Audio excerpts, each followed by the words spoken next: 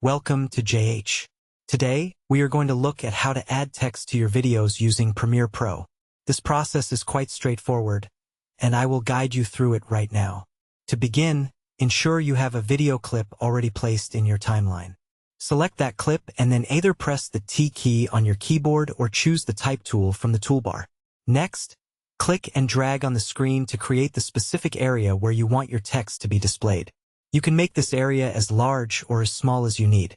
As you do this, you will notice a new graphic layer appearing on your timeline.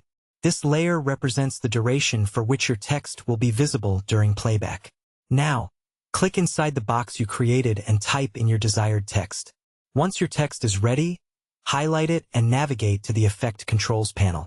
If this panel isn't visible, simply open the Window drop-down menu and select Effect Controls from the list.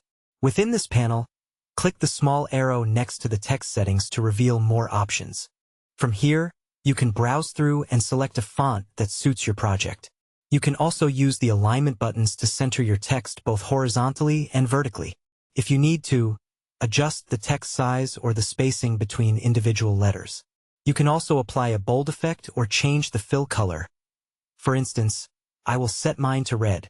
To further customize the look, you can toggle the all caps setting or add a stroke by checking the box. This allows you to modify the stroke's thickness and color. You can even enable a background and change its color, such as making it black for better visibility. Feel free to play around with these various settings to get the look you want. You can also move the text to a different position or extend the graphic layer on the timeline so the text remains on screen for the entire video. Thank you for watching. If you found this tutorial helpful, please consider liking the video and subscribing to the channel. I look forward to seeing you in the next guide.